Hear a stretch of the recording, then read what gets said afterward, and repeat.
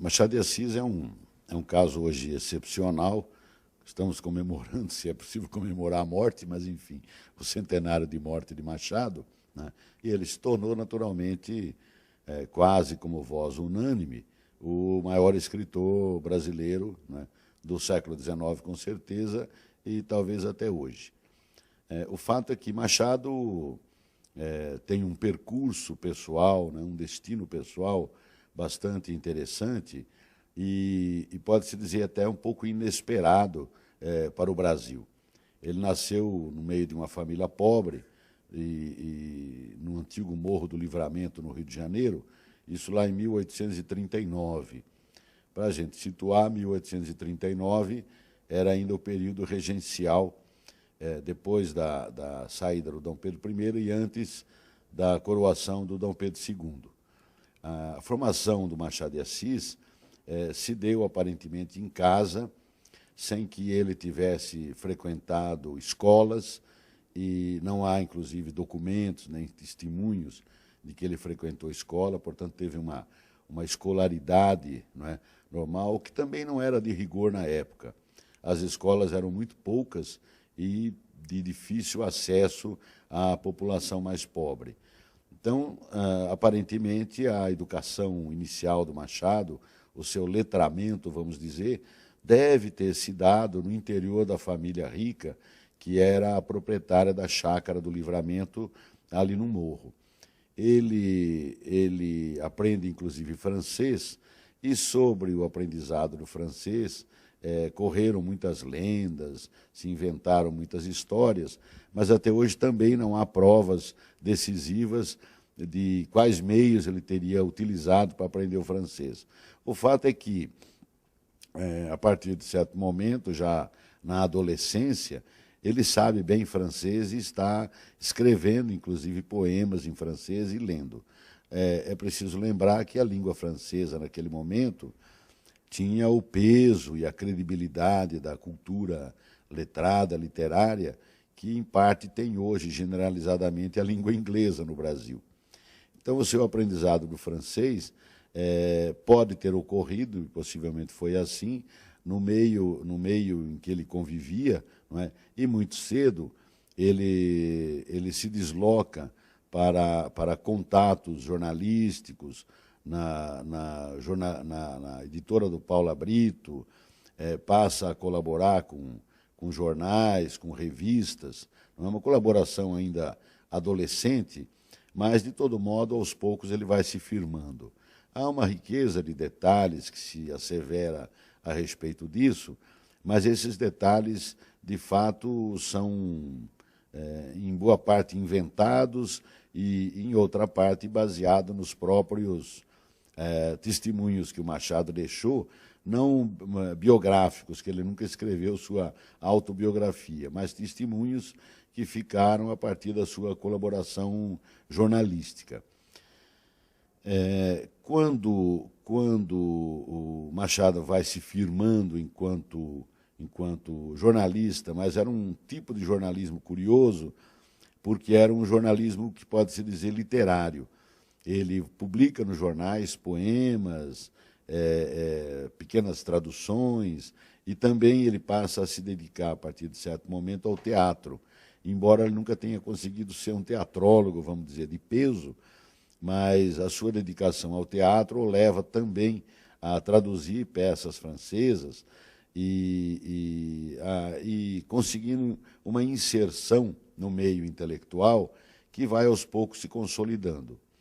Com alguns saltos, a gente pode dizer que já ali nos anos de 1860, com 20 e poucos anos de idade, ele trabalha mesmo como jornalista, fazendo a cobertura dos debates da Câmara dos Deputados, e deixou, inclusive, uma colaboração interessante a respeito disso. Depois, através de amizades diversas, inclusive a do Manuel Antônio de Almeida, o célebre romancista, autor das Memórias de um Sargento de Milícias, ele acaba conseguindo um trabalho na imprensa oficial. Esse trabalho na imprensa oficial parece que ele consolida um pouco a carreira e lhe propicia meios de subsistência que não era muito fácil naquele momento.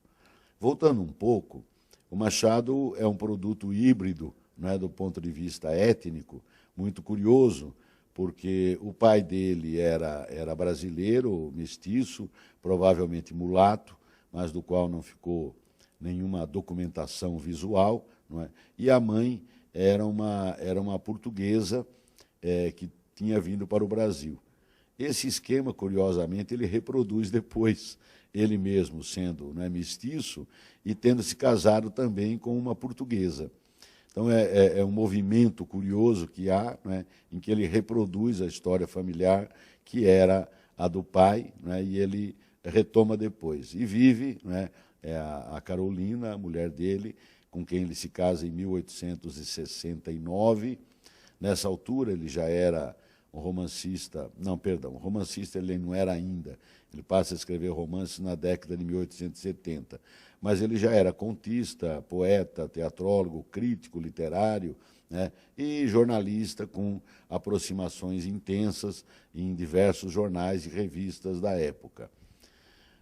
O Machado passa uma colaboração intensa numa revista, né, que havia no Rio de Janeiro, que se chamava O Jornal das Famílias, e onde ele escreve uma quantidade enorme de textos, especialmente contos, que alguns críticos consideram de menor importância, mas que ele mesmo não atribui tão pouca importância, tanto que ele junta, na década de 70, esses contos saídos no Jornal das Famílias e mais um ou outro, e publica 2 livros de contos. São As Histórias da Meia-Noite e Os Contos Fluminenses. O casamento também significa uma certa estabilidade econômica, não porque a Carolina fosse rica, mas porque ele passa a trabalhar agora como funcionário público e tem, apesar de grandes dificuldades financeiras no início do casamento, testemunhados por cartas que ele envia a amigos e tal, pedindo socorro financeiro, né, ele acaba estabilizando a sua posição. E na década de 1870, portanto, logo após o casamento, é que ele passa a se dedicar, além da poesia, do teatro, né, de escritos jornalísticos, ele passa a se dedicar ao romance. E é na década de 70, que ele escreve os 4 primeiros romances, né, o Ressurreição, Helena, A Mão e a Luva e Yaya Garcia, tornando-se uma espécie de, entre aspas, sucessor do José de Alencar, que era então tido como o patriarca das letras brasileiras, né? O Alencar morre em 77 e o Machado publica esses 4 romances, sendo o último, Yaya Garcia, desta primeira fase, né, em 1879, portanto, já 2 anos após a morte do Alencar. E aí passa a ser reconhecido como uma espécie de, entre aspas, também, um novo patriarca, né, que está surgindo. A partir de 1880-81, com a publicação das Memórias Póstumas de Brás Cubas, primeiro na Revista Brasileira, em capítulos, que sai entre março e dezembro de 1880, depois em livro, em 81, o prestígio do Machado de Assis torna-se, né, relativamente grande, ainda que ele passe a escrever uma literatura, digamos, menos acessível a um público mais amplo, e talvez ele tivesse um número maior de leitores para os 4 primeiros romances, que inclusive saem também em folhetins e depois em livro, na década de 1870, e menos leitores a partir das Memórias Póstumas de Brás Cubas. Hoje há um estudo excelente de um professor aqui da casa, o Hélio Guimarães, que se chama Os Leitores de Machado de Assis. Este livro faz um levantamento minucioso de tudo o que ele conseguiu encontrar, que não é pouca coisa, uma pesquisa de grande fôlego, sobre as manifestações existentes na imprensa brasileira, especialmente a do Rio de Janeiro, a respeito dos romances do Machado de Assis, na ocasião em que foram publicados. Então, a gente observa como curiosidade, por exemplo, apesar da importância que tem as Memórias Póstumas de Brás Cubas, não é? Como eu disse, primeiro saído em folhetim, depois saído em livro, foram pouquíssimas as manifestações de leitores e da crítica a respeito desse romance.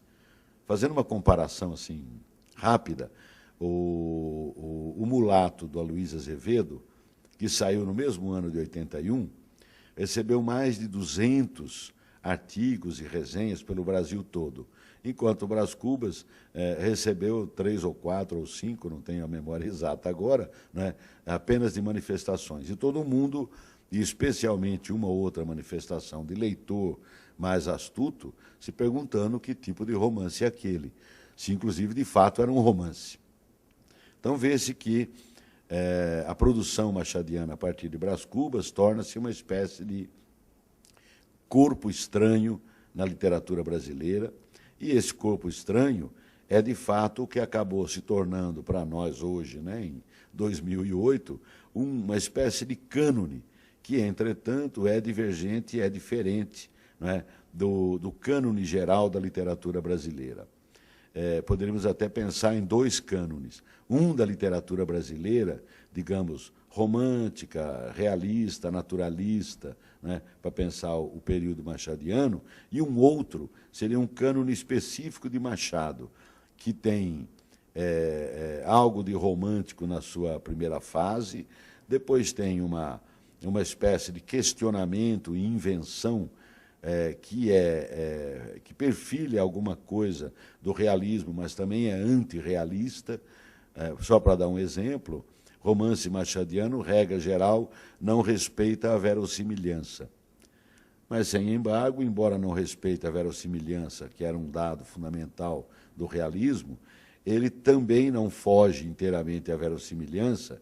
Por quê? Porque havia no projeto machadiano não só publicar literatura na Torre de Marfim, mas ser lido. Tanto que grande parte da sua obra, mesmo da fase madura, ele publica em folhetins. Como eu disse, do Brás Cubas, também o Quincas Borba, né, o Dom Casmurro não publica em folhetins, mas ele publica pelo menos um capítulo no jornal, e depois Esaú e Jacó e o Memorial de Aires, que são os 2 últimos, de 1904 e 1908, ele não publica em folhetins, ele só sai em livro. Mas, independente disso, ou somando a isso, o fato é que ele continua colaborando intensamente, né, na imprensa, seja através de poemas, mas agora especialmente com contos e com crônicas.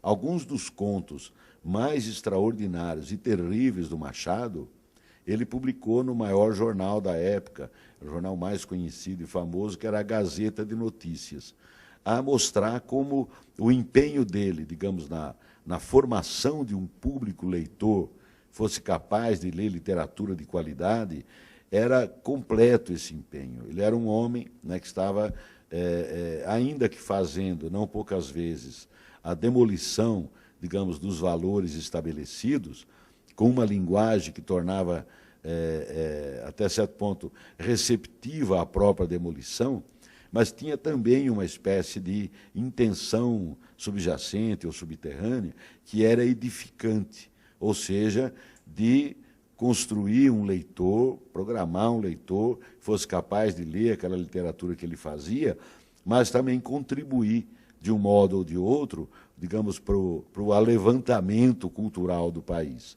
Isso tanto é verdade que lá em 1896, 97, ele vai ser uma das principais figuras na criação da Academia Brasileira de Letras. Se não tivesse esta intenção, né, de todo modo edificante, ele não se preocuparia com a academia. Mas não só se preocupou, criaram a academia, instalou a academia, e ele foi eleito o seu presidente perpétuo, o que durou até a sua morte em 1908, que é por isso que estamos agora comemorando aqui o centenário dele. O contexto histórico em que o Machado escreveu, não é todo ele marcado, digamos, pelos pequenos e pelos grandes acontecimentos da vida brasileira do século XIX. A primeira coisa muito importante, fundamental, embora hoje combatida por um ou outro crítico, especialmente estrangeiro, né, que chegaram a dizer assim, não aguento mais falar de escravidão na obra do Machado de Assis, mas o fato é que a escravidão integra a obra do Machado de Assis, não com um discurso, digamos, demagógico ou populista contra a escravidão. Eu vou depois tentar explicar um pouco o modo como o Machado encara, mas a escravidão está toda lá, está muito viva, e isto não é pouca coisa. De lembrar que a escravidão abolida em 88 praticamente acompanha a vida pessoal e intelectual do Machado até ele se tornar já um provecto senhor de meia-idade. E ainda assim, nos dois últimos romances, a questão da escravidão está inteira e viva, no Esaú e Jacó e também no Memorial de Aires. Os outros acontecimentos relevantes, né, são, inclusive, aquelas leis que a classe escravista brasileira promulgava, que era um modo, vamos dizer assim, de ceder um anel para não perder os dedos. Então, a lei do ventre livre, a lei do sexagenário, que, na verdade, prorrogou a escravidão até 88. Veja, a lei do ventre livre era de 1871. A quantidade de escravos, né, libertados com a lei do ventre livre era irrisória, né, em relação a todas as astúcias que os escravistas utilizavam para continuar segurando as crianças que seriam livres, né, na condição de escravo real ou, né, de escravo virtual. O fato é que o Machado vive isto intensamente e a sua obra carrega uma espécie de desilusão, para não dizer até de pessimismo, que tem a ver com este processo histórico. Depois, a abolição da escravatura em 88 e a República em 89, né, entram com uma força extraordinária também na sua obra. Só vou lembrar um episódio, já muito amplamente documentado. Ele estava publicando em folhetins o romance Quincas Borba, que começou a publicar em 88 para 89, se não me falha a memória, e, de repente, vem a proclamação da República. E ele entra numa espécie de impasse formal e histórico, que ele passa cerca de 4 a 5 anos, né, a data é aproximada, sem publicar. E depois, lá para frente, passado esse tempo, ele retoma a publicação do romance. Ou seja, ele está vivendo tão intensamente, tão dramaticamente, não é, como, aliás, o país também, esses episódios, que isso cria uma espécie de constrangimento, ou uma pedra no meio do caminho, para lembrar o Drummond, que ele não consegue dar continuidade ao romance. É preciso estabilizar um pouco a situação, tanto do país como a dele próprio, para ele poder, digamos, perceber mais adequadamente a matéria histórica e dar continuidade. Eu queria fazer alguns comentários que eu acho que são importantes, porque isso também ajuda a localizar o público, né, a respeito da crítica machadiana, ou seja, dos autores que se debruçaram, né, sobre a obra do Machado. Acontece que, durante um largo período, pelo menos até os anos de 1950, a crítica foi relativamente pequena. Eu digo relativamente pequena, mas não quer dizer que não tem nada, tem algumas coisas importantes e tal. O primeiro ataque frontal que o Machado sofreu foi do Silvio Romero, logo defendido, foi o Machado, pelo conselheiro Lafayette. Agora, depois da morte dele, né, saíram alguns livros abordando alguns aspectos interessantes. Mas a primeira leva de estudos sai na década de 1950, quando se comemora o cinquentenário da morte dele. Aí aparecem alguns estudos interessantes, né, tipo a Lúcia Miguel Pereira, o Augusto Maier, o Eugênio Gomes, né, entre outros. Mais à frente um pouco, começam a aparecer outros estudos, mas, de fato, há uma consolidação também do cânone crítico, não é? Eu diria assim, a partir dos anos 1980.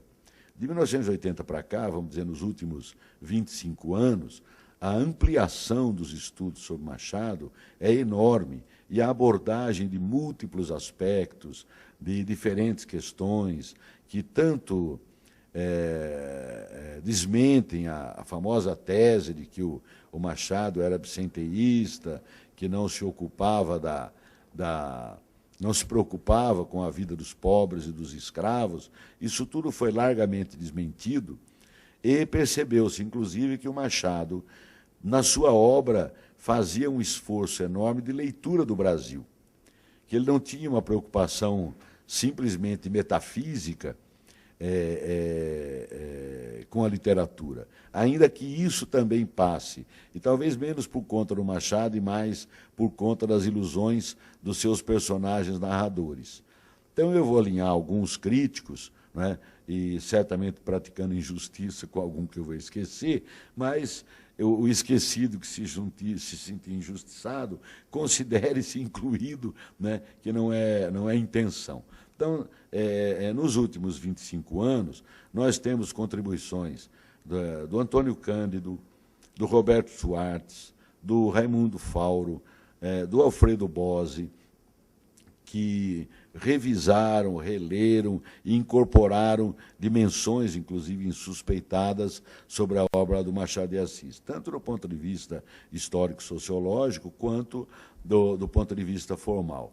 Depois, mais recentemente, nós temos estudos pioneiros que abriram outros horizontes, independente de concordar ou não, né, com esses estudos, tipo o estudo do Enilton de Sarrego, que faz a filiação do Machado à tradição luciânica, do Luciano de Samosata, que se chama o Calunduia Panaceia, mas antes ainda, né, o José Guilherme Melchior parece que foi o primeiro a abrir esta veia, né, este caminho para pensar o Machado relacionado com a tradição luciânica. A partir daí, consolidam-se os estudos, especialmente do Roberto Schwartz e do John Gladstone, o nosso grande crítico inglês, né, que, na esteira do Roberto, mas incorporando pesquisas e avançando outras pesquisas, né, também traz uma contribuição fundamental. Críticos que eu já me referi, como o Alfredo Bose, né, continuaram escrevendo e estudando Machado. E, mais recentemente, trabalhos como o do professor Hélio Guimarães, que é nosso colega, que eu já me referi, os leitores do Machado de Assis, trouxeram, digamos, um horizonte novo, porque demonstram agora as condições de produção e de circulação da obra machadiana. O professor Sidney Chalhoub debruça-se sobre o estudo do Machado de Assis, historiador. O professor José Miguel Wisnik tem trazido uma contribuição muito interessante, né, estudando especialmente a preocupação machadiana com a forma literária e a presença da música, né, no Brasil do seu tempo. Eu certamente estarei esquecendo outros que eu leio e gosto, né, mas, de todo modo, essas contribuições, né, se somam, inclusive, à contribuição, por exemplo, de um professor português, né, o Abel Barros Batista, que escreveu 2 grandes livros a respeito do Machado, ora perfilhando, ora contestando e divergindo das leituras brasileiras, mas, de todo modo, constituindo uma contribuição a mais. Isso tudo revela apenas, eu diria, a grandeza do Machado. Como um escritor do porte, né, dele, constitui no Brasil o que talvez seja um correspondente de Shakespeare na Inglaterra, ou de Dante na Itália, ou de Flaubert e Balzac na França, bom, e assim por diante. Portanto, estamos diante, né, de um grande escritor. E, como todo grande escritor, montanhas e montanhas de livros de crítica vão se escrever, né, sobre ele, sem que isto, né, esgote ou dê conta e apareça uma versão definitiva. A literatura do Machado de Assis, ela tem uma implicação que é muito interessante, porque praticamente é inegável, ninguém nega, né, que o Machado tem uma leitura, digamos, corrosiva, né, e negativa do Brasil do seu tempo. Ainda que esta dimensão construtiva e edificante a que eu me referi também exista. Mas, na superfície, parece muito difícil a um leitor tomar, por exemplo, o fecho de um romance, como As Memórias Póstumas de Brás Cubas, que diz: não tive filhos, não transmitia a nenhuma criatura o legado da nossa miséria, né? Lê isto com otimismo. Agora, este, entre aspas, pessimismo metafísico, né, ele era também histórico, porque essa afirmação não é só do Machado. No nível da enunciação é do Machado, mas no nível do enunciado é do Brás Cubas. E quem era, afinal, o Brás Cubas? O Brás Cubas era um homem rico, formado em Coimbra, que viveu absolutamente ocioso, proclamava-se um sujeito liberal e era, ao mesmo tempo, liberal e beneficiava-se o tempo todo das vantagens da escravidão. E era ainda um homem que, do ponto de vista, vamos dizer, capitalista, era um sujeito completamente arcaico, porque herdou a fortuna do pai da família, muito rico, nunca jamais investiu um tostão, né, para, digamos, fazer o capital de que ele era detentor, fazer esse capital proliferar, se reproduzir. Então, não era um dinheiro, digamos assim, para produzir bens, mercadorias, serviços. É um dinheiro entesourado, e ele morreu, inclusive, orgulhoso de ter 300 contos e deixar umas letras, né, para uns amigos e tal.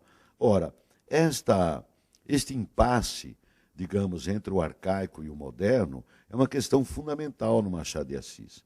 A procura, por exemplo, digamos, de conteúdos históricos e sociais e psicológicos, né, se justifica? Se justifica.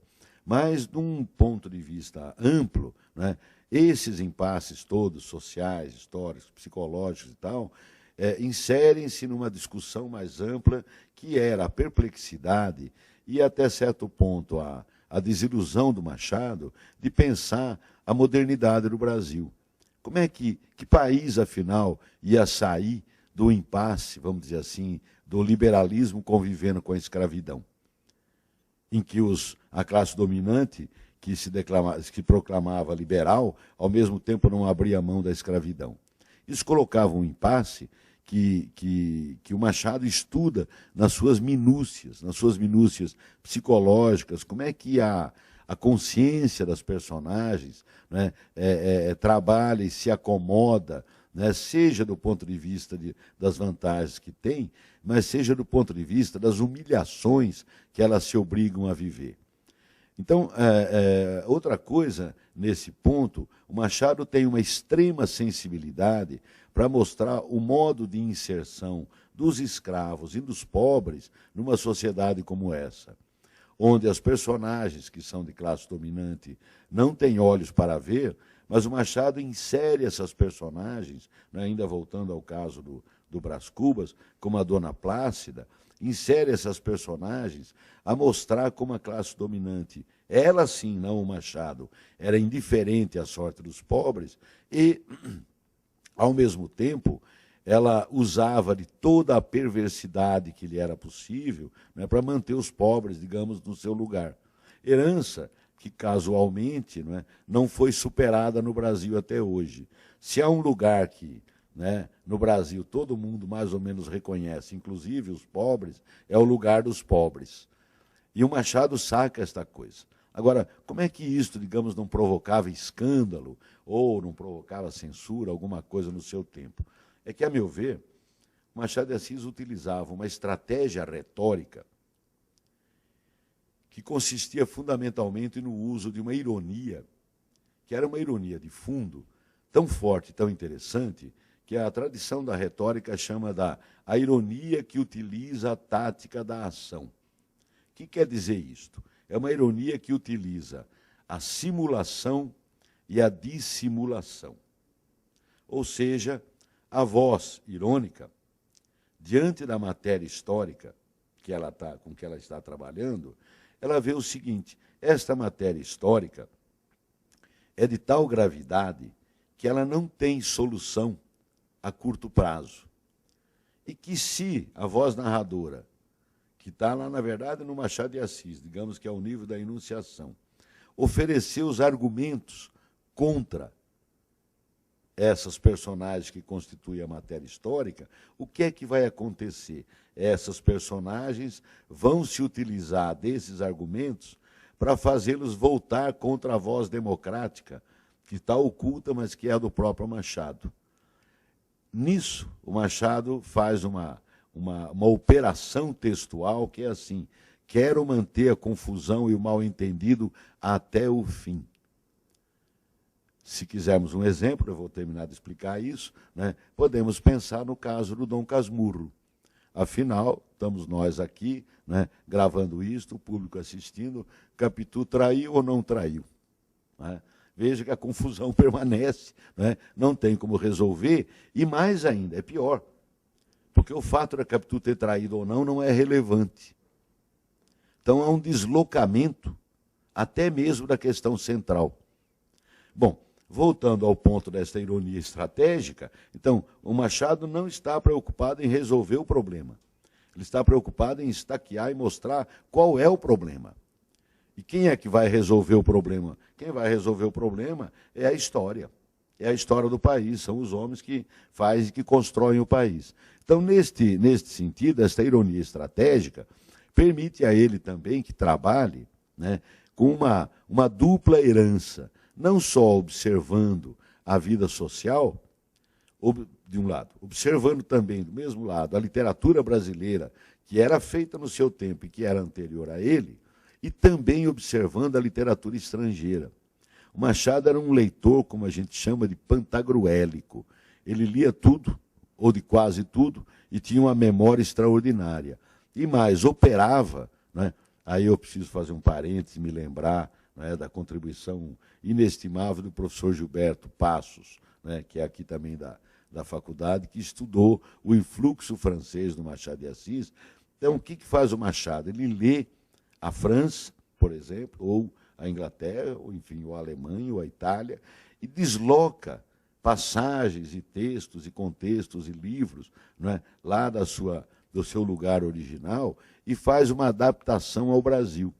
Ora, esta adaptação ao Brasil quase sempre resulta numa espécie de operação do riso, operação irrisória, não é? Porque, às vezes, um episódio, digamos, que liga o Napoleão, que tem um peso histórico extraordinário na vida do Ocidente, se articula com uma situação mesquinha da vida brasileira.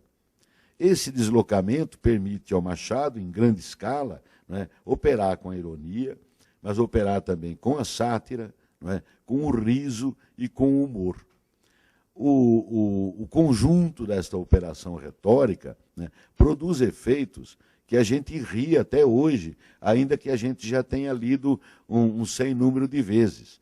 Quando o Brás Cubas, por exemplo, fala, ou melhor, conclui qual foi a relação amorosa que ele teve com a prostituta de luxo, a Marcela, ele diz: Marcela amou-me durante 15 meses e 11 contos de réis. Ora, esta é uma piada magnífica, que a gente não tem como deixar de achar engraçada ainda hoje, e que revela bem, não é, o estatuto, digamos assim, de um funcionamento social de um adolescente boboca, que está narrando a sua própria história, embora se suponha, não é, digamos assim, o imperador com a barriga cheia. Eu estou dando poucos exemplos, mas a leitura do Machado se engrandece, cresce enormemente, justamente porque ela não pode ser uma leitura que se esgote no primeiro nível. Ou seja, o leitor que lê o Machado no primeiro nível, ele estará o tempo todo engambelado pelo texto, estará enganado pelo texto. Isto opera, portanto, uma riqueza que coloca em xeque ainda os leitores de hoje em dia. Então, os leitores de hoje em dia levam a textura, né, a confecção do texto machadiano, do romance machadiano, né, a um nível que a crítica ajuda muito a ler o que está por trás. Né? Agora, o que está por trás é um mundo que só é feito pelo grande escritor, assim como o que está por trás da grande obra de Shakespeare, né, é preciso uma decifração. Não é digamos, a matéria chapada que a gente encontra, digamos, na mídia, né, na comunicação de massa. Comunicação de massa quer dizer no primeiro nível e diz simplesmente isso. Mas o Machado é tão astuto que mesmo nas suas crônicas, que era para o leitor, digamos, ler de manhã e à tarde pegar o jornal e embrulhar o peixe, mesmo nas suas crônicas, é preciso procurar um sentido ocultado, alguma coisa que ele está tramando, e eu diria, na linha geral desta ironia estratégica, em que ele não se consola de dar para o leitor, né, o sentido das coisas. E aí, acho que podemos concluir, né, este aspecto dizendo o seguinte: o Machado é talvez o escritor mais democrático do país. Por quê? Porque ele não oferece verdades, ele oferece problemas para o leitor. Não oferecendo verdades, ele, portanto, não tem um discurso dogmático. Não há verdade ali. A verdade que está ali, ela é, digamos, construída como meia-verdade, a saber, portanto, que depende da posição do leitor. E o leitor de hoje encontrará uma verdade, o de amanhã encontrará outra, e o de antes encontrou outra. Né? Então, neste caso, nós temos um leitor, um escritor, né, profundamente democrático que não quer oferecer verdades acabadas e dogmáticas para nenhum leitor. Concluindo, eu queria referir só que eu publiquei agora em 2008, em segunda edição, né, a Nanquim e a EDUSP, o meu trabalho a respeito das memórias póstumas de Brás Cubas, que se chama Um Defunto Estrambótico. E, naturalmente, se trata do defunto Brás Cubas, que, como a gente lembra, ele não é um escritor defunto, mas um defunto escritor, que escreve lá do outro mundo. Os passes de mágica que ele faz para escrever do outro mundo e mandar o livro para cá, ele não nos explica, mas certamente coloca em xeque, né, digamos assim, a naturalidade da escrita. Escrever não é uma coisa da natureza, escrever é um artifício, né? E escrever romances é um artifício maior ainda. E por isso que a produção de sentido é sempre um artifício, não tem sentido natural, o sentido é sempre cultural. E, neste caso, radicalizando desta forma, colocando um defunto, que a gente sabe que não pode escrever história, mas, no caso, escrevendo e mandando para cá, o Machado alerta o leitor e tenta construir um leitor que desconfie de todo o discurso pronto, acabado, dogmático e cheio de verdades. Como a gente observa, né, isto não é pouca coisa e absolutamente não é uma questão do século XIX. Nunca se viu tanto discurso dogmático e atravessado de supostas verdades quanto o que se faz hoje, né, especialmente na indústria cultural. Muito obrigado.